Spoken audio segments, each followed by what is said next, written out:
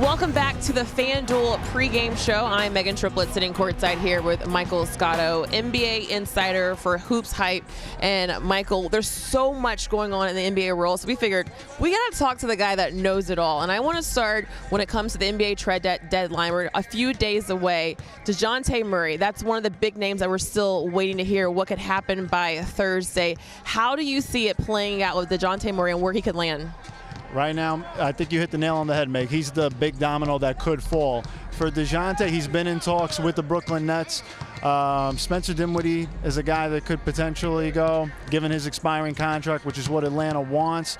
Ultimately, in any deal, they want expiring money. They want to save on the luxury tax. And then for the Nets, if they can give up maybe a protected first, I think they would do it. But with that said, Atlanta wants more, and they're holding out because they gave up a lot when they got him from San Antonio when he was an all-star. The New York Knicks across the bridge have been involved as well in talks, but they're of a similar mindset.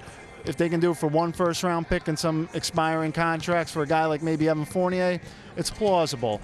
But the big fish that everybody's been talking about is the Los Angeles Lakers with Dejounte because of the ties to Clutch Sports. But for the Lakers, the stalling in that talk has been the third team for D'Angelo Russell. It has not materialized to this point. As I touched on with you earlier, Atlanta doesn't want to take back that additional salary. So until they find a third team, I don't see it happening. And for Atlanta, at this point, we saw Quinn Snyder recently say he doesn't want them to trade him. To me, I read between the lines as saying that I don't think I don't think they have what they want for him right now.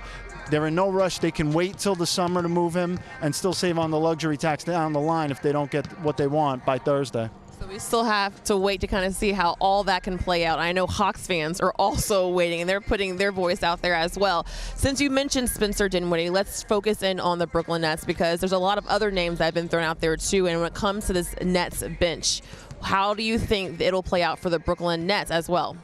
Megan, when you talk about the Brooklyn Nets, there's three guys I'm looking at for this team that are potential trade candidates. Let's start with Dorian Finney-Smith.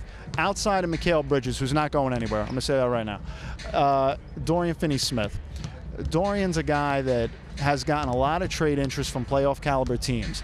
And a lot of teams that are calling the Nets, they think they can get him for a first-round pick and a rotational player. Now, with that said, if you're the Nets, what I've been told as of today is that the Nets, they don't want a late first-round pick if they're going to even think about parting ways with Dorian Finney-Smith, who they value. It would have to be a pick closer to the 20 range or below. On top of that, they feel that with his contract, they've got flexibility. There's not a rush there to move him. And they don't want to pick in this 2024 draft, which is considered weaker by a lot of other executives around the league.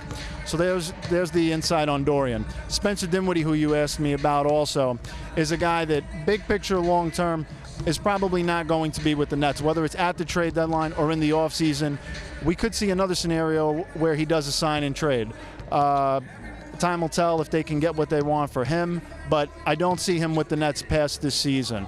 Royce O'Neale is the third guy that I'm looking at with the Nets. Royce is a guy that a lot of playoff caliber teams similar to Dorian Finney-Smith are looking at him as a 3-and-D wing that can fit pretty much any team.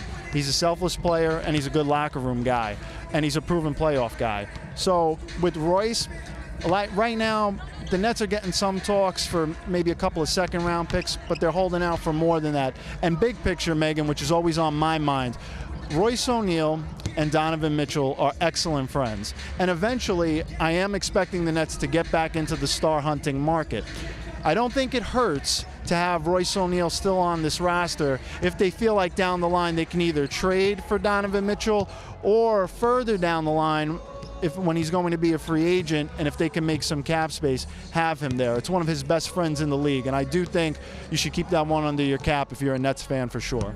Michael, you have us thinking about a lot, not just in the next 3 days, but bigger picture, what could happen even in the summer, as you mentioned. And another player that we're all waiting to figure out what could happen this summer is Nick Claxton. We did a deeper dive feature on him earlier in the show, and Nick has said before he loves being a Brooklyn Net. Where do you think it could all happen for Nick Claxton and the decision that he has to make this offseason? By all accounts, Nets fans, I've heard that the Brooklyn Nets want to keep Nick Claxton and that they are going to pay him this summer, which is important. He's going to be an unrestricted free agent. He can choose whatever he wants as far as his next destination. But you've mentioned it, how he said that he wants to remain a Net. I talked with him earlier in the season. We did an interview on HoopsHype. He said the same thing. He wants to remain here. I see that with the Nets as well. I don't think there's going to be an offer that moves them at this point to trade Nick Claxton. By all accounts, I've been told that he fits the timeline of the Nets, and he's a part of that core that they envision going forward, not only this summer when they have to pay him, but beyond for years to come. So I do expect him to remain with the Nets through the deadline, and I do believe he's going to command an average annual salary of about somewhere between 20, maybe max $25 million a year. And we saw Cam Johnson recently getting around that $23 million mark. So it would line up well with him and Mikal Bridges as well, who's on one of the best contracts in the NBA for the Brooklyn Nets. Speaking of a good contract, let's talk about Ben Simmons then and focusing on what's happening right now. Ben Simmons has made his return after missing 38 straight games. We've seen him in 2 games. He's out tonight, but what has stood out to you about Ben Simmons' play so far? Megan, when I look at Ben Simmons, I think the pace that he plays with has helped the Nets. He's a guy that moves the ball finds energy with him, and they have pace. His rebounding has been there, and his on-ball defense has been good. I think the thing with Ben Simmons that we haven't seen yet is his willingness to attack the rim and want to score. I think that's the missing piece we've seen for him. Maybe that has to do with not wanting to go to the foul line, but as we touched on earlier, you say I have you guys thinking about big picture things.